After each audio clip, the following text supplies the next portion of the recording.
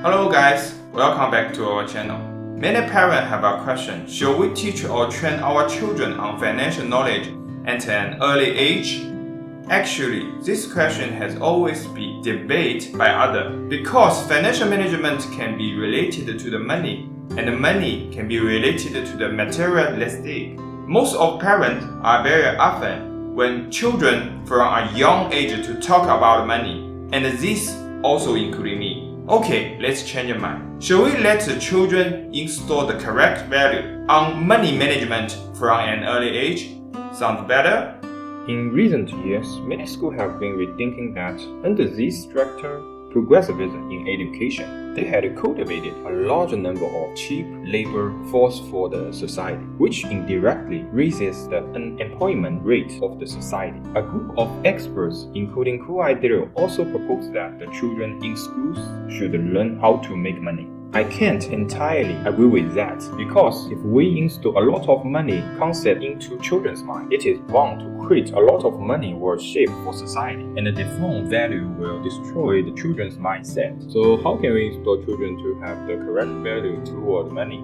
First of all, parents shouldn't always talking about money. We keep hearing some parents say that this item is too expensive and we have no money to afford it. This sentence didn't seem to be any problem, but no doubt will cause frustration and even hatred. Because my parents have no money, I can get it. The contradiction seems to be the parents' fault. So how can we do that? In the book Poor Dad, Rich Dad, the author Robert Kiyosaki also mentioned that he had encountered the same thing when he was a child. But the expression between the rich dad and the poor dad is completely different. The poor dad was just like the parents above. It was too expensive and we no need to spend on it. While the rich dad got his children to think about how to get such things through their own efforts. Definitely, you can easily turn down your child's request and even instill to him mindset that strife is a virtue and spending is a disgrace. There are just two different ways of thinking, not to say which is the better choice. Absolutely, I would to choose the latter. Second, I did highly recommend giving children read some biographies or economic books, such as Warren Buffett's Making an American Capitalist, Robert Kiyosaki, Rich Dad, Poor Dad, Self-Kalaman, Margin of Safety. Because I think success can be replicated, I recommend you to read English original directly because it can be better to understand the original work. And before let your children read, you had to read it first. After reading it, let's discuss together. Remember, the formation of value requires repeated practice, elaboration, and verification. Furthermore, we should provide more opportunities to let our children make a decision. When she was a young little girl, I often bring her to the supermarket. Let her choose her favorite daily necessities, such as the toothbrushes, toothpaste, shampoo, shower gel, etc. And when she grows up, she will also choose shoes and school supplies. Parents should give your free hand to your children when they come to make a choice and a decision. The children is not buy or not, but choose your favorite items within a limited range. Don't let them go shopping casual because they won't learn anything. Many parents are curious about why foreign children always appear particularly confident. They are so decisive in making any judgment and decisions because they are used to experiencing various decision-making opportunities in their lives. And the most important thing is practice. For example, helping parents with housework to earn some pocket money. Setting up a store in school, exchanging items. There are good learning opportunities. On the one hand, you can feel the process of gaining benefits with a labor and a wisdom. On the other hand, children also understand the hard work from their parents and feel grateful, for their pay are selfless.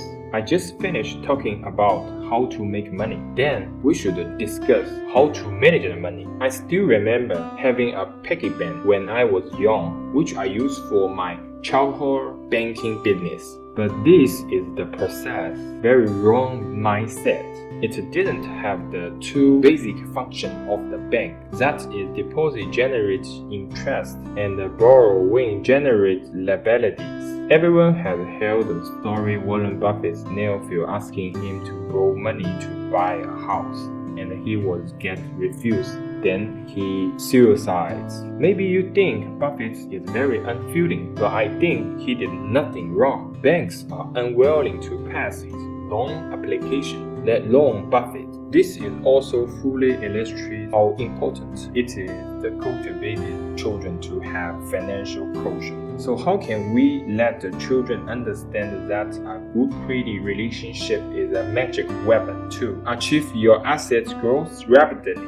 The method is also pretty simple. Let's teach her to talk about business. For example, what if a child wants to buy something but they doesn't have enough money? You can borrow money from your parents. How much do you need to borrow? What is the loan term? How much is the interest? How do you pay off my loan? As long as the children can answer, you can lend him money.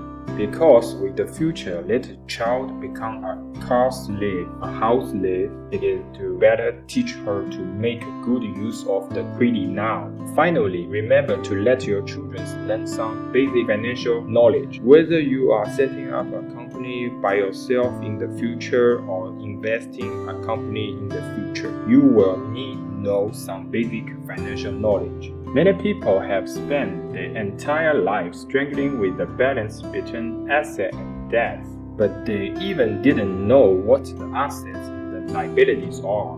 Why do some people have a lot of assets but banks bill burn them out? It is precisely you got back the debt rather than assets, because the assets themselves should provide you with infinite cash flow instead of a pile of the bank loan and the credit card bills that are endless. So what is passive income? What?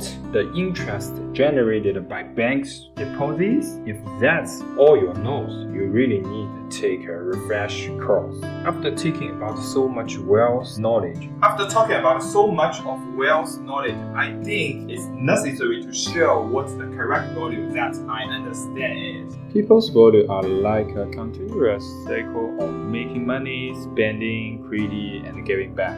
When your values are positive, the cycle is like a snowball that's getting bigger and bigger. Otherwise, the snowball will getting smaller and smaller. I want to share you two real stories. There is a college student from the countryside who sent a resume everywhere after her graduation. Just because she has insufficient money, she is unwilling to buy a mobile phone for herself, so she only can leave her school contact number. Eventually, by chance, she missed the best offer. Other story is that I had a meal with a local daduk.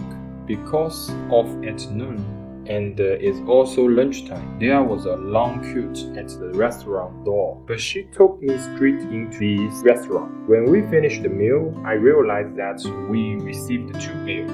It turned out that actually he paid for the next table and got the set in advance. Many people have a skill in their hearts. They know the value of the sentence, various things constantly. Some people think that money is everything and eventually become a slave to money. Some people treat money as dirty and money is just like a toy for him. The most common things in life is the long queue at the celebrity restaurant. It takes a whole afternoon and several hours to wait for a meal. But few people are willing to spend dozens of minutes to read a book that will benefit them for a lifetime. They answer, busy, life is busy, but still doing nothing. People are always complaining about lack of opportunities in their lives, but they can show the courage to change themselves. It's the nature of everyone. Avoid it and the strength. To face progression is the truth for you and me. A positive attitude is like endless source of motivation that motivates you to accomplish the impossible. Okay, that's it for this episode. Thanks for watching. 果喜欢我们。